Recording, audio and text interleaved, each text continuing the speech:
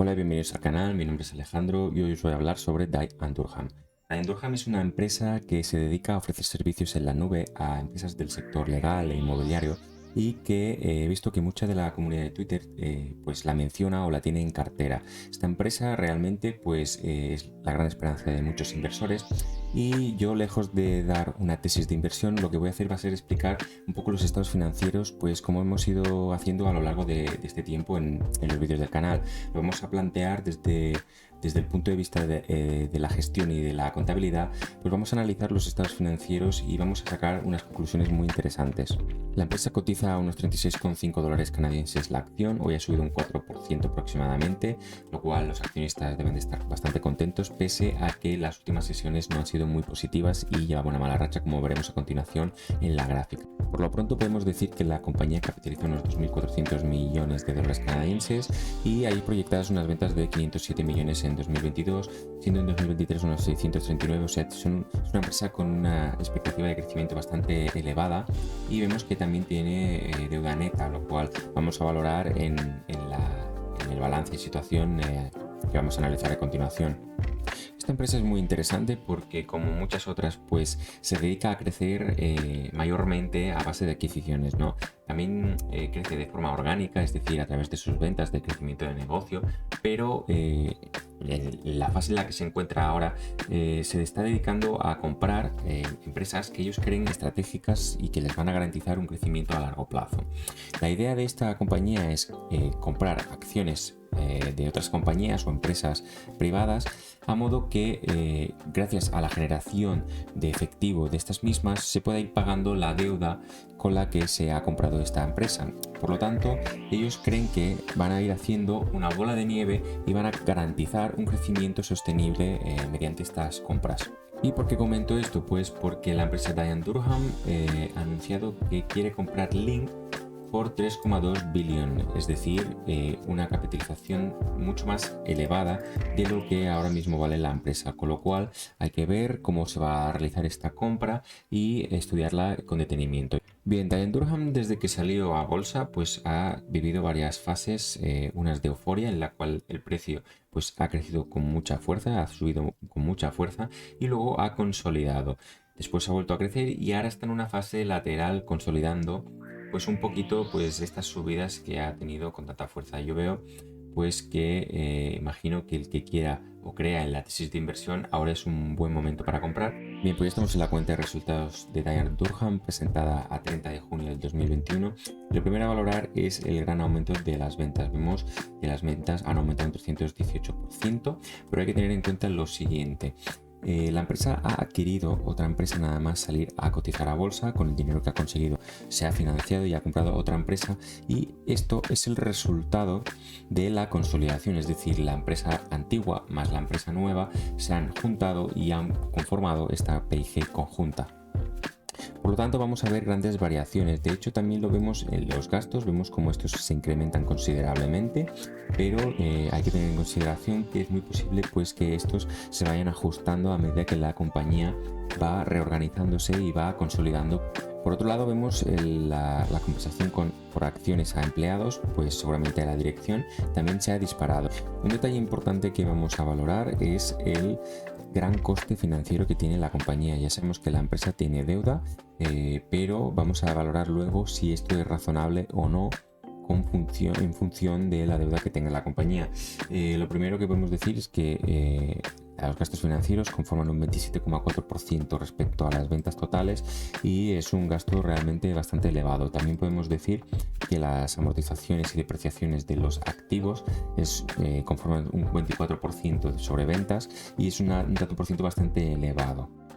En cuanto a gastos de reestructuración, nos vamos a encontrar que esta empresa va a tener este gasto de forma muy recurrente, porque lo que va a ir a hacer o lo que va a hacer va a ser comprar otras empresas, y a medida que las vaya consolidando e integrando van a surgir gastos de ajustes, despidos, cierre de sucursales, multitud de gastos, incluso de valoración, que pueden surgir, o de depreciación que no quieran incurrir a esta partida de aquí, pues se van a llevar a este punto de aquí. Por lo tanto, es una empresa que a medida que vaya comprando, vaya consolidando e integrando otras empresas, van a surgir este tipo de gastos.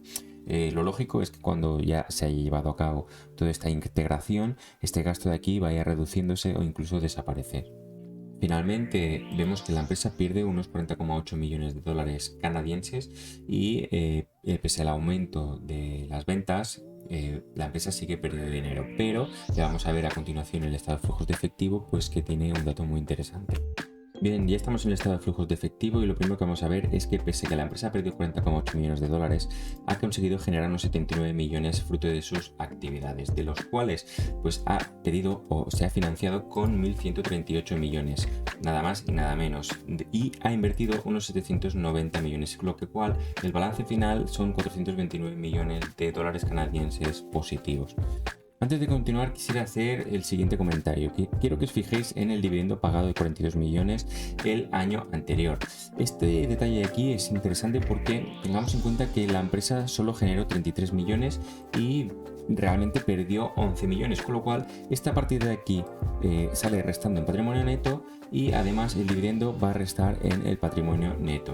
Además vemos que la empresa pues pidió deuda, ya que pidió más deuda de la que acabó amortizando, y por lo tanto lo que la empresa hizo fue pedir deuda para pagarse dividendos, y ahora, al menos a no ser que se haga en otro periodo del año 2021, estaría pagando un dividendo antes de salir a bolsa, y con lo cual yo esto lo voy a valorar negativamente porque me da la sensación de que se han pagado un dividendo antes de ni siquiera pues empezar a salir a cotizar a bolsa. Es como que se han premiado. El problema es que si nos vamos al patrimonio neto, como os pongo aquí en pantalla, es que el patrimonio neto el año anterior era de 68 millones negativos, con lo cual la empresa estaba en teoría en quiebra técnica a nivel contable, y además se pagaron un dividendo que si se hubiesen ahorrado pues esta cifra hubiese sido mejor. ¿Qué pasa? Que la empresa sale a bolsa, se capitaliza y el patrimonio neto pasa a ser positivo. Lo que pasa es que a mí lo que no me gusta es que si la empresa estaba quebrada, ¿por qué te pagas un dividendo antes de salir a bolsa? Y es que al final la empresa pues el año anterior se pagaron el dividendo, salieron a bolsa y ahora tienen stock-based compensation, que son pues remuneraciones remuneración con acciones pues a los empleados, seguramente a la directiva de la empresa. Con lo cual es una empresa que se remunera a sí misma bastante y considera que se merece pues tener una buena remuneración, o sea, se premian a ellos su trabajo. Por lo tanto, lo que vemos es que la empresa pues tiene un balance positivo de financiación. Vemos todos los grandes movimientos que ha habido en este año 2021, especialmente la entrada fuerte de dinero pues a través de la salida a bolsa. Vemos pues que rápidamente, nada más conseguir ese dinero, la empresa pues compra pues otra compañía. Vemos que este saldo pues el año anterior no era así y se dispara. Por lo tanto, la empresa ha comprado una empresa, valga la redundancia, y la ha consolidado en este balance, en este nuevo grupo que se ha conformado gracias a esta compra. Lo bueno de todo esto, pues que la empresa pues, se ha capitalizado, de estar en una situación de patrimonio neto negativo, ahora es positivo, además acaba con un balance positivo de caja que seguramente va a emplear pues para sufragar pérdidas, o sea que aquí nos dicen que no pierden dinero a través de la actividad y la va a emplear a comprar y a crecer sus negocios que va a ir consolidando. Bien, pues ya nos encontramos en el balance de situación y lo primero que vamos a ver es que la empresa tiene una gran posición de caja, como ya hemos visto en el estado de flujos de efectivo. Esto es debido gracias a la financiación que ha obtenido la compañía a través de deuda y de la salida a bolsa. Que sea comprar una empresa, pues no se ha gastado el 100% de este cash que entró en la compañía. Bien, si continuamos adelante nos vamos a las dos partidas contables más importantes después del cash en este activo. Primero vamos a ver que ambas suman unos 1.058 millones de dólares canadienses y son casi un 67% del activo total. Lo importante de estos dos activos es que son activos intangibles y son activos que no existen materialmente, es decir, que son intangibles y que no se ven. En el caso del goodwill, que es el más preocupante, vemos que son 494 millones y que este aumenta considerablemente. Este fondo de comercio se genera básicamente por la compra de la nueva sociedad, que ha costado unos 790 millones aproximadamente, como hemos visto en el estado de flujos de efectivo. Lo importante de este goodwill, de este fondo de comercio, es que si se deteriora, si no estuviese bien argumentada la compra y el auditor nos justificase que no es real ese valor, tendríamos que deteriorarlo y iría siempre contra patrimonio neto. Este goodwill es un 61% del patrimonio neto, es decir, que si catastróficamente se tuviese que deteriorar al 100%, veríamos que prácticamente reduciríamos nuestro patrimonio neto un 60 y pico por ciento. En cuanto a los activos intangibles, pues no tiene nada de malo que tenerlos, simplemente son activos no materiales, activos que no podemos tocar, probablemente sea un software y al final pues es el activo pues que yo veo aquí al menos que sea el único que nos acaba generando ese cash flow, ¿vale? Es gracias a este software y yo entiendo que sí, por eso está aquí, si no nos invertiría, pues que nos ayuda pues a ofrecer ese servicio a nuestros clientes y entonces nos consigue o nos permite conseguir esas ventas. Si tenemos en cuenta que hemos amortizado unos 49 millones de dólares canadienses, tendríamos que amortizamos a raíz del 8,6%. Es un tanto por ciento bastante elevado, pero al final son activos intangibles, son APIs y todo el software pues, que se haya desarrollado pues, para ofrecer mejor servicio a nuestros clientes. En cuanto pues, a la deuda, la vamos a aislar aquí. Vemos que las deudas a corto plazo son unos 17 millones, vemos un lease de unos 3 millones de dólares y vemos una deuda a largo plazo pues, de 222 millones y unos 7 millones de leasings.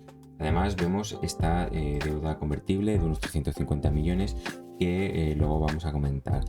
De hecho vemos pues, que la empresa tiene bastante deuda, pese a tener el cash pues hay que tenerlo en consideración. Yo de esta deuda de aquí, pues no sé si contarla o no, porque yo creo que tarde o temprano esta deuda pues se va a convertir en patrimonio neto, la van a capitalizar y lo que va a provocar es más dilución al accionista. Estos son convertible debentures y son deuda pues que llegada a su vencimiento, una vez pagados los intereses a los prestamistas, pues la empresa considera y tiene la opción de capitalizar, es decir, convertir estos 350 millones a patrimonio neto. Seguramente que los 57 millones que hemos visto de gastos financieros incluían dentro pues comisiones y de cancelación de préstamos, porque hemos visto que la empresa ha cancelado préstamos, intereses y todo tipo de gastos pues relacionados pues con toda esta financiación que ha obtenido la empresa a través de pues adquisición de préstamos y salida a bolsa. Pero por lo que hemos visto, la empresa paga unos 19 millones de dólares canadienses en intereses. Por lo tanto, si tuviéramos en cuenta estos 57 millones, estaríamos hablando de, incluyendo incluso esta deuda de convertible, de unos tipos de interés de un 9%, es un tanto por ciento muy elevado. Y si solo tenemos en cuenta los intereses que ha pagado, que hemos visto en actividades de financiación, unos 19 millones, estaríamos hablando de un 3,3%. La verdad que es un tanto por ciento algo elevado, teniendo en cuenta que los tipos de interés son negativos, pero bueno, simplemente es un comentario y que tengamos ese enfoque, ¿no? Que veamos pues que la deuda pues que adquiere tiene un coste y si va a querer adquirir más deuda para comprar a largo plazo a otras compañías, pues hay que tener en cuenta que el coste financiero pues se va a disparar y este gasto financiero pues al fin y al cabo pues nos acaba quitando utilidades generadas por las compras que hemos hecho de estas nuevas empresas.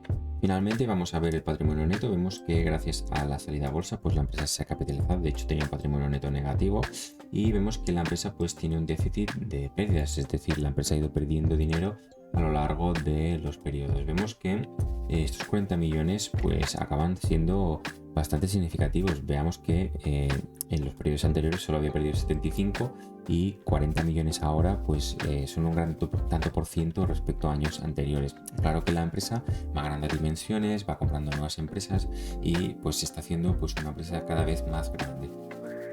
Bien, pues ahora voy a hacer un breve resumen de lo que he ido viendo. Reconozco que personalmente me ha costado bastante analizar esta empresa. Hay muchas variaciones, hay mucha entrada y salida de dinero, vemos como hay amortizaciones bastante elevadas, muchos intangibles. Y la verdad que no me siento muy cómodo analizándola. Pero bueno, ahora os voy a hacer un breve resumen de lo que yo considero más importante de la empresa y que los accionistas a largo plazo deberían prestar atención. Por lo pronto vemos una empresa que tiene bastante cash, lo ha conseguido a través de financiación, vemos que se ha capitalizado, tiene deudas financieras, estas se van a tener que pagar, vemos un riesgo potencial de dilución porque aquí son 350 millones de dólares canadienses que bueno, se convierten y al final pues no es tanto, pero hay que tener en cuenta la siguiente consideración. Yo os recomiendo que leáis el artículo que os voy a poner en la descripción. Si queréis agradecerle al autor, pues os lo recomiendo. Le va a motivar mucho y va a seguir generando este tipo de contenido. Y hay que tener en cuenta que la adquisición que va a hacer va a pedir, por un lado, acciones, con lo cual esta partida de aquí va a aumentarse, va a capitalizarse más. Además, va a pedir deuda financiera y va a pedir más deuda convertible, con lo cual el riesgo potencial de dilución se multiplica aún más. Es decir, que tarde o temprano esta deuda convertible pues va a pasar a patrimonio con el consiguiente resultado de que pues se van a emitir más acciones y nos van a diluir más. Bien, después de todo, pues vemos que al final la empresa realmente, pese a que tenga un coste de financiación bastante, digamos, elevado, es capaz de pedir deuda y recursos al mercado. Por lo tanto, a la hora de comprar le va a ser bastante fácil seguir adquiriendo y pedir nueva financiación. Vemos pues que tiene bastante apoyo del mercado. Y si compra acciones o empresas diferentes, hay que tener en cuenta esto de aquí. El goodwill es una partida contable bastante peligrosa y al final es un pozo porque es dinero que se ha pagado de más a una compañía. En teoría esto está justificado, no hay que preocuparse y los auditores se fijan mucho en el goodwill. Por lo tanto, no es que nos tengamos que alarmar y uy, tiene un goodwill desorbitado, esto es horrible, la empresa va a quebrar. No, para nada va a pasar esto. Lo que sí hay que tenerlo en consideración porque este se va a largo plazo deteriorando, porque tú cada año has de ir justificando que el sobreprecio que pagaste tiene sentido. El problema es que el peso que tiene el goodwill en el balance es muy elevado respecto al activo y respecto al patrimonio neto, son tantos por cientos muy elevados. Por lo tanto, cuidado y vamos a ver cómo evoluciona a medida que va comprando otras acciones. Por otro lado, interesa pues obviamente aumentar ventas, siempre que sea aumentar ventas pues bienvenidas sean. Controlar los gastos, esto de aquí pues van a ir aumentando porque al final estamos consolidando empresas que vamos a ir comprando y estas tienen ya sus gastos, y sobre todo controlar y ver los gastos financieros porque al final de qué sirve vender más, tener mayor EBITDA si al final acabamos pagando los intereses que nos llevan a las pérdidas. Finalmente, pese a las pérdidas, muy importante que la empresa genere cash, significará que las empresas que va adquiriendo, pese a ajustes, pese a todo, acaban generando efectivo. La empresa está muy interesada obviamente todas están muy interesadas en generar cash, pero en esta situación que tiene que pagar deuda y financiación y gastos financieros, es muy interesante que acabe generando por su propia actividad flujos de efectivo positivos. En cuanto esto se estabilice, también es interesante pues que la empresa vaya pagando su deuda, porque a medida que vaya amortizando deuda, y es la idea que tiene la empresa, comprar empresas, ya sea con deuda o acciones, o sea, emitiendo acciones, pues esta deuda que se adquiere sea la empresa nueva adquirida más las ya que tenía en posesión, sean capaces de pagar esta deuda y dejarse sin deuda para luego volver a comprar otras empresas más y seguir creciendo inorgánicamente. Por lo tanto, es muy importante que la empresa, cuando todo se estabilice, cuando acabe un poco el periodo de compras de acciones, pues va amortizando su deuda.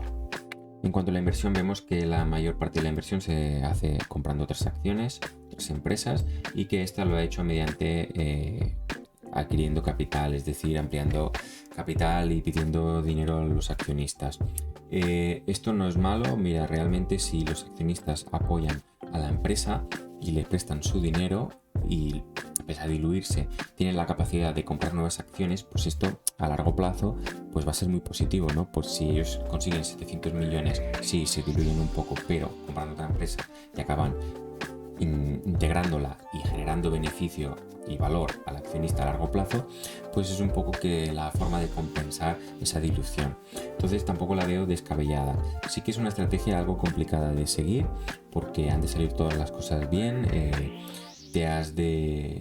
Si tienes un imprevisto en el cual un sector o un negocio no se desarrolla de la forma que tú quieres, pues va a ser algo complejo pues de llevar. No siempre vas a tener la experiencia en todos los sectores, porque ahora la empresa que va a comprar pues se dedica a varias ramas de negocios como banca, inmobiliaria, legal. Entonces va a haber un proceso de adaptación y que no es tan fácil de llevar a cabo, pues siempre salen imprevistos, pero si la empresa consigue eso, los accionistas siguen dándole dinero y consigue crecer orgánicamente, es decir, que los negocios que han comprado pues no se quedan ahí estancados, sino siguen creciendo, pues la empresa pues tiene un futuro bastante prometedor. Bien, pues hasta aquí el vídeo de hoy. Este vídeo no es que esté muy contento o satisfecho con él, ha sido algo complejo de explicar. Bueno, esto forma parte de mi aprendizaje. Lo primero de todo, gracias por ver el vídeo. Si os ha gustado, suscribiros, dale al like. Gracias y hasta pronto.